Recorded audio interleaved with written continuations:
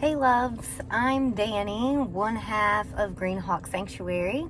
So wanted to make a quick little video just to let you all know why we decided to go off grid. So my other half is Justin. He's not huge on the videos, but we wanted this information to get out there. So I bit the bullet, and you'll see my face every now and then, and hopefully you'll see his. So we're going to share some videos of just what our life has looked like as we've attempted to go off grid, and the process that has been, just to share this with you all, just so you know that it's possible, just so you know that it's possible without a bunch of money. That's something I get asked all the time. That's something that gets shared all the time. Like, how do we do things without a bunch of money when we're not trust fund babies or billionaires or retired and things like that? So just a little background. I'm 30, Justin's 35. We both have college education. I'm a registered nurse that's transitioned out of the field, and my passion is Reiki and holistic healing. So I do that. Justin's passion is getting people out in nature. So he thru hiked the Appalachian Trail in 2016, and he owns a business, Expiring Hikes, that helps people get out on trails and connect to nature and connect to themselves that way. So part of why we decided to do this, and to make this short, one thing that I learned through nursing and my own mental health and physical health issues, and one thing that Justin learned through losing a lot of family members, older family members, is that life is short. And through being with people on their dying days, either one of us, people have a lot of regrets. People say they wished they wouldn't have waited. They wish they wouldn't have waited until retirement. They wish they had spent more time with their children.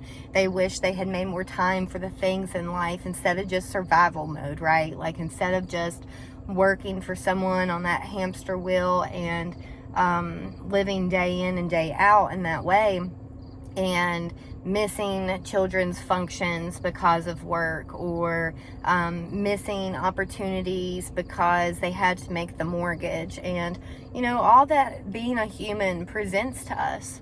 But through those losses and those experiences, that really hit us. I have struggled with mental health and feeling secure in my body and all these things with alcohol. Justin's had some of the same struggles, and when I decided to step out of the nursing field, that was kind of my first baby steps of empowerment. And when he decided to thru hike, that was kind of his first steps up towards empowerment. So in a way, we call this holistic sustainability. So yes, it might be about the physical, right? Like, we're learning to be more sustainable and less codependent on the system. But really, that's about being sustainable within ourselves. So creating an environment that allows us to work and share the passions and the gifts that mean a lot to us, despite what income looks like. That looks like planning an environment and creating an environment that if we do have children, then we're able to be with them, and we're able to be in this slower pace. We're not going to be worried about making the mortgage. We're not going to be worried about the utility bills. We're not going to be worried about how to get food on the table, because we'll be growing those things, right? And that's all down the line. We'll see how that goes. In 2016, we started planning a trip. We wanted to travel, and that kind of was the practice round for this. So it took us from 16 to 18 to actually implement those steps. So that looked like selling everything that we owned. That looked like renting out a house that I owned. That looked like purchasing a truck. That was a leap of faith. That looked like him purchasing a camper. That was a leap of faith. And that looked like having no clue what we were doing, and trusting, right? Letting go and trusting, and following this little seed inside of us that said to move forward, to keep walking. So from 2018 to 19, we traveled the United States in a 16-foot camper. And we got asked then a lot too. We were a lot of the youngest that we met. How could we afford that, right? And it's all a perceptive shift. So we boondocked, we had solar panels, we collected our water from the spigots of gas stations. We didn't do campgrounds except for the one that we worked in. We bounced around and found odd jobs that just aligned with us, clean energy initiatives and camp hosts. We guided some people on horseback through the Arizona Trail, and these all kind of just landed in our lap, right? They just showed up. We looked for them, we put our intention out there, we took a little bit of action, and they aligned. But through all that, we kind of learned how to adapt and how to shift. We had to switch locations every 2 weeks because we were living off BLM, which is just free land. We found a website, free campsites, on our way to New Orleans, our first destination, having no clue where we were going to stay. We just loaded up, took off. But we found our way, right? We learned as we went, and that's something that takes a lot of courage. It's not easy for everyone to do, but the more that we did that, the more comfortable we got with adapting, the more comfortable we got with taking those leaps of faith and courage. So our next step, let's see, we returned home in 2019, the fall of, went back into a home, 3-story home, a mortgage, utility bills, all those things. And we laughed, and people say maybe it's just not adulting, right? But we had gone from this like freer way of living, being able to live with less, being able to stretch our money a little bit more, our resources, right? Being able to have freedom into the activities that we do and the things that we did, and got back into this house. And really, we called it like PTSD. Every time the mailman showed up, we were like, oh my gosh, like here's another bill, here's another bill, here's another bill. And just realized like how draining it was, how soul crushing it was, how imprisoning it felt to live in that way. So we kind of re-entered survival mode again. You know, everything that we did was just to pay off these debts. And not towards this life that brought us joy. So we decided we were going to do this and had no clue how or when. Justin had some family land on the outskirts of town, and we knew that was an option, but at the time we weren't sold on it. It was too hilly. We live in the hills of West Virginia. Too hilly. There wasn't an entrance. It was going to be like 50 grand just to get it like a driveway and all these things. And so we started looking elsewhere, like maybe we're gonna have to buy some piece of land. So things it took a while. Moved back in with our parents, sold the house. So at 30 and 35, living with our parents for a year and a half. Very interesting, right? Going back to childhood, healing those things.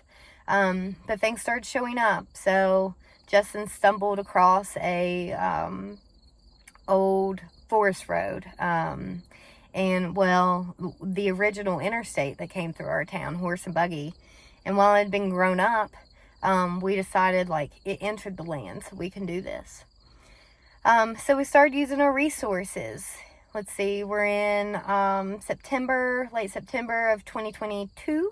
So we sold the house in 2020, so it's been 2 years. In 2021 of September, we started cutting out the road ourselves. And so, yeah, just one day at a time with what we can do. And sometimes that looks like we can't work on it. Sometimes that looks like we can work on it. We've been living out here in a tent since June of this year, making more progress that way.